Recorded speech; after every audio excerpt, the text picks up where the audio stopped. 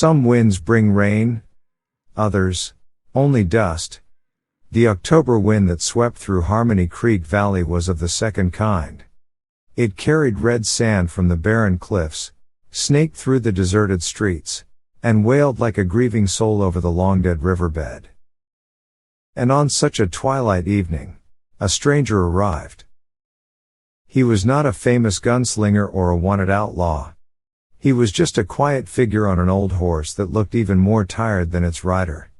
His only possessions were a worn saddlebag and a sorrow that seemed to have taken root deep in his eyes, giving them the color of a sky before a storm. Men usually came west seeking life, a future to be built from scratch. But this man, it seemed, had deliberately come to a place that life had long since abandoned. He didn't need to ask for directions.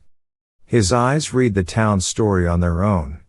He saw it in the boarded-up windows, the faded for sale signs swinging on rusted hinges. He saw it in the unnerving silence, not the silence of peace, but the silence of a room after the last person has left. Above all, he saw it in the riverbed, a stark white, cracked scar across the valley, a gaping wound in the earth. This place was once named Harmony, but that harmony was now a distant memory. The stranger, who called himself Elias, stopped his horse before the only establishment still showing a faint light. Inside, the air was as somber as it was outside. Mrs. Miller, the shopkeeper, looked up as the bell on the door chimed, her tired eyes showing a rare flicker of surprise. "Good evening, ma'am," Elias said, his voice hoarse from disuse. "Could I buy some oats and coffee?" "Of course," she replied, her voice as fragile as the oil lamp on her counter. "We have oats. The coffee, the price is a bit high." "That's all right." Just then, the door swung open again. Hank, the heavy-set foreman for the Dalton Mining Corporation, strode in, carrying the arrogance of a conqueror. He glanced past Elias as if he were an inanimate object and slapped a coin on the counter. "A bottle of whiskey, Martha." Mrs. Miller flinched but complied. The foreman took a long swig, then finally turned his attention to Elias. "New in town. Here to seek your fortune. It's no use. The Dalton Corporation owns the water now. There's nothing left for the dirt farmers here." He scoffed. "Name's Hank. Remember it." He left, leaving a heavy silence in his wake. "Pay him no mind," Mrs. Miller said softly, her voice laced with resignation. "They are the new rulers of this valley." Elias paid, taking his small purchase. Before leaving, he asked a question that startled her. "Is there a place to rent here? A small house, or even a barn stall would do." A man looking for a place to stay, in a town everyone was desperate to leave. It made no sense. Mrs. Miller looked deep into the stranger's eyes, trying to find an answer, but saw only a steady calm. "There's an old barn at the edge of town, next to Samuel's blacksmith shop. It's not much, but it'll keep the wind out." "Thank you, ma'am." Elias nodded, and for the first time, a faint smile touched his lips. It didn't erase the sorrow in his eyes, but it was genuine. As Elias's solitary figure disappeared into the blood-red sunset, Mrs. Miller and the few remaining residents of Harmony Creek were left to wonder, what wind had blown this man here? A lost traveler, a man running from his past, or a promise of change they no longer dared to believe in? The answer remained in the silence, hanging over a land waiting for rain, or a miracle. Elias did nothing grand. He didn't declare war on the Dalton Corporation. He didn't promise to bring water back to the river. He simply existed. He cleaned the old barn, patching the roof and mending the crooked door. He spent an afternoon pulling weeds around the forge of Samuel, The cantankerous old blacksmith whose hands were calloused but whose heart was not. Samuel said no words of thanks, but the next morning, a sturdy, cast-iron stove appeared outside Elias's barn. It was the unspoken language of the West.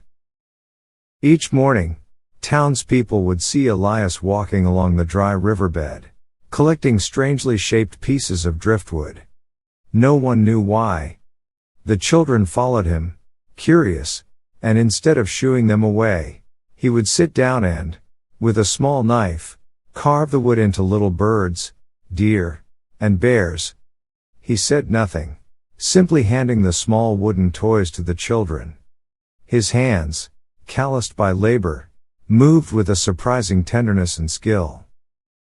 Lydia, the town schoolteacher, was the first to feel the warmth emanating from the quiet man. A young woman from the East, she had arrived full of ideals and books, and she fought to keep the small schoolhouse open even as her class dwindled with every family that left. One day, a storm blew a few tiles from the school's roof. As Lydia struggled to figure out a solution, Elias appeared. Without a word, he climbed onto the roof and, using tiles he'd salvaged from an abandoned homestead, meticulously repaired the damage. When he climbed down, Lydia brought him a cool glass of water. "Thank you, Elias. I don't know what I would have done." "It's nothing," he replied. "A school needs to be strong. Knowledge is something no corporation can take away." His words surprised her. They held a depth she hadn't expected from a simple laborer. She looked into his eyes and saw a hidden intelligence, and a hidden pain. "You're not like the others." Elias only shrugged, his gaze fixed on the distant red cliffs. "Everyone has a story, ma'am." His presence was like a single drop of water, slowly seeping into the parched earth of Harmony Creek. He didn't make it rain, but he reminded people of what water felt like. He helped Mrs. Miller mend her fence. He helped Samuel reset the wheel on the town's last working wagon. He listened to the farmers' laments about their dying land. He offered no solutions. He only listened. And sometimes, being heard is a kind of medicine. One evening, as he sat on his porch carving a wooden horse, Lydia approached with a small basket. "I thought you might be tired of oats," she smiled. "It's just some bread and stew." "Thank you." He motioned for her to sit on the wooden bench he'd made. They sat in a comfortable silence, the sky above them thick with stars. "Why did you stay, Elias?" Lydia asked suddenly. "There's nothing left here to hold a person." Elias stopped carving, looking at the small horse in his palm. "Maybe because it's like me," he said softly. "A place that was once beautiful, but was broken. I wanted to see if something broken could be mended."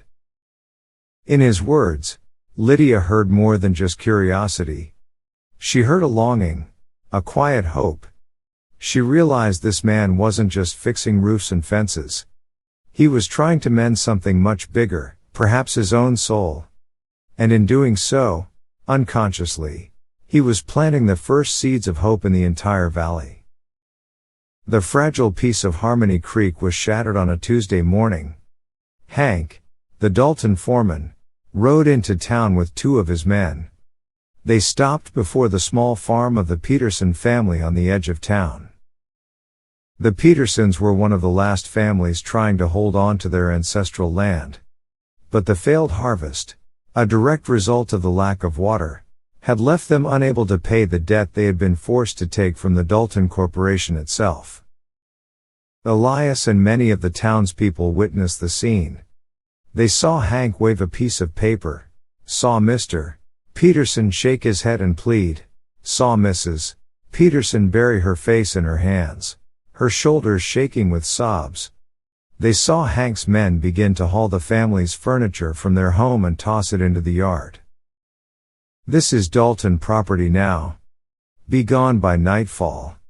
Hank's voice boomed, cruel and devoid of mercy. The heart of the town clenched. They had seen this injustice before, but this time it was happening right in front of them, brazen and brutal. Fear had kept them silent for so long, but today, something else was rising, rage. That evening, Lydia lit a few candles in the abandoned church. She had invited everyone. Nearly 20 people came, their faces hollow and anxious, but a new fire burned in their eyes.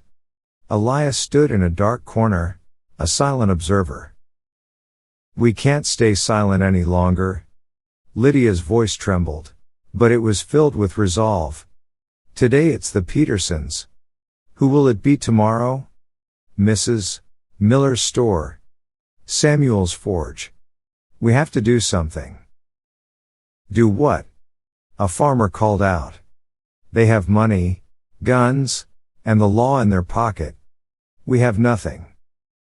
"We have each other," Lydia retorted. "If we all speak up together, they will have to listen." A silence fell. The idea was beautiful, but terrifying. They were too used to bowing their heads. Slowly, all eyes turned to Elias, the man who had quietly become one of them. They saw in him a steadiness they lacked. "Mr. Elias," Mrs. Miller spoke. "What do you think? You're a learned man, you've seen things. What should we do?" Elias stepped out of the shadows and into the candlelight. He looked at each face, seeing both their hope and their fear. This was the exact moment he had spent years running from. He took a deep breath. "Years ago," he began, his voice low and steady, "I was in a town like this. A railroad company wanted our land. I stood up. I rallied the people." The room held its breath. "We protested," Elias continued, his eyes looking into a painful past. "But they were ready for us. They had men planted in the crowd to start a riot. Shots were fired, and good people fell. It was my fault. I was naive, too confident. I led them to their deaths." A profound pain etched itself onto his face, so palpable that everyone could feel it. He clenched his fists, the knuckles turning white. "Since that day, I swore I would never lead others into danger again. I'm sorry. I can't help you." With that, he turned and walked out of the church, leaving behind a silence even heavier than before. The spark of hope they had just found seemed to have been extinguished by the very man they had trusted to fan it into a flame. Elias's inner battle had led him to choose safety over courage, and that choice cast a dark, hopeless shadow over the entire valley. Elias did not sleep that night. The ghosts of his past had returned to haunt him. He sat in the darkness of his barn, feeling more alone than the day he had arrived. A soft knock came at the door. It was Lydia. She entered, placing a lantern on his small table. Its warm light pushed back some of the cold. "I didn't come to blame you," she said softly. "I came to listen." Elias said nothing.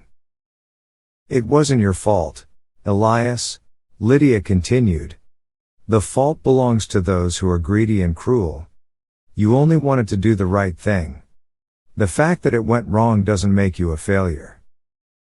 "But people died," he whispered, his voice cracking. "And people are dying here, now," she said, her voice growing stronger. "They aren't dying from bullets. They are dying from despair. Don't you see? Your silence is more dangerous than Dalton's actions. Because it takes away the last thing we have, hope." She placed her hand on his clenched fist. "The past doesn't define you, Elias. Your choices in the present do. You don't have to be a hero. We just need you to stand with us. Don't abandon us." Lydia's words were like cool water on a scorched soul.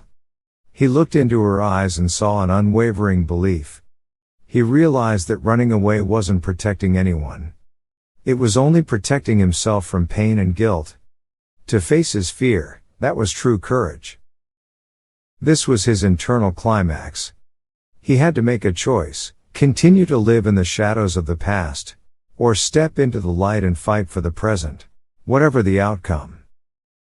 "You're right," he said, his voice firm again. "I was wrong." The next morning, a different Elias stood before the townspeople. He was still quiet, but the sorrow in his eyes had been replaced by determination. "Last night, I turned my back on you," he said to the crowd gathered in the square.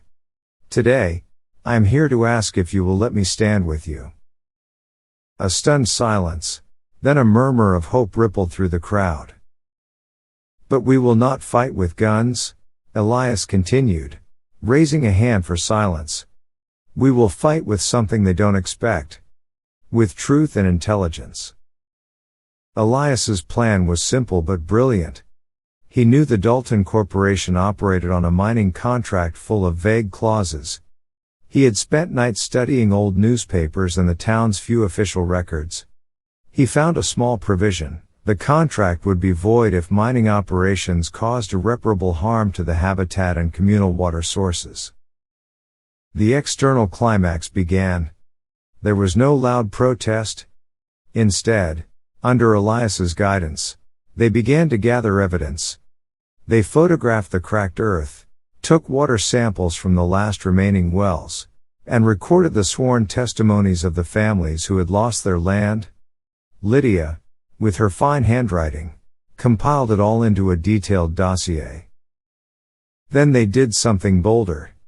They knew a journalist from the San Francisco Chronicle, known for exposing corporate scandals, would be passing through the region. Elias sent him a short, cryptic telegram: "The biggest story of your career is waiting in Harmony Creek. Follow the dry riverbed." When Hank and his men realized something was afoot, they came to intimidate. They marched to Samuel's forge, intending to wreck it. But this time, they weren't facing one old man. The men of the town, led by Elias, stood there, silent, unarmed, a human wall. "What do you want?" Hank snarled, his hand on his gun. "This is our property," Elias said calmly. "And we will not let you destroy it." The silent, unified defiance of the crowd made Hank hesitate. He was used to dealing with fear, not quiet resolve. Just then, an unfamiliar carriage rolled into town. A man with a notepad and pencil stepped out. The journalist had arrived. The presence of an outsider changed everything. Hank didn't dare act recklessly. A few days later, armed with an irrefutable dossier and a shocking front-page article, the Dalton Corporation was under federal investigation.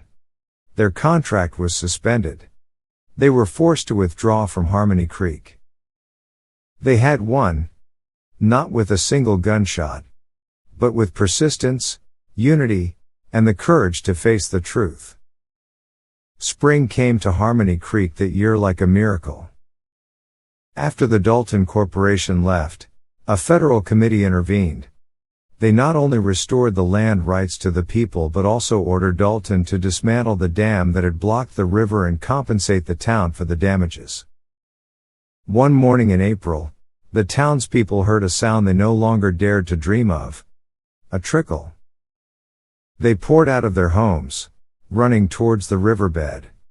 A small stream of water, weak at first, then growing steadily stronger, was flowing over the white stones. Water had returned. The river, the symbol of the valley's lost life, was being reborn. Tears streamed down weathered faces, but they were tears of joy, of rebirth. Children shouted and splashed along the new banks. Mrs. Miller hugged Lydia. Samuel, the gruff blacksmith, clapped Elias hard on the shoulder, a gesture full of deep respect. Harmony Creek came back to life. Abandoned homes were cleaned. Shop doors were reopened. The sound of a hammer on an anvil rang through the air once more. Laughter and song filled the valley. Elias was no longer a stranger. He had become an inseparable part of this place. He and Lydia worked together to rebuild the school, making it bigger and brighter. He taught the boys carpentry while she taught them their letters. They had found in each other not just love, but the harmony of two souls who had weathered a storm together. One evening, Elias and Lydia stood on a hill overlooking the valley. The river was full now, sparkling in the golden sunlight. The fields were turning green again. "Look, Elias," Lydia said, leaning her head on his shoulder. "You did it. You fixed it." Elias looked down at the healing valley, then into the eyes of the woman he loved. He knew it wasn't just the valley that had been mended. His own soul had found its peace. The past would always be a part of him, but it was no longer a burden. It was a lesson. "We did," he corrected gently. "All of us." And that was the truth this story leaves with us, an insight born from their journey, that true strength lies not in one person, but in a community. That family is not always the one we are born into, but the one we choose to build and fight for. And that the greatest healing sometimes comes from having the courage to help heal others. Dawn had truly returned to the river, and to the hearts of its people. Thank you for listening to the story of Harmony Creek. It's a story that reminds us that even in the darkest of circumstances, kindness, unity, and a little bit of courage can light a flame of hope, turning a dying valley into a symphony of life.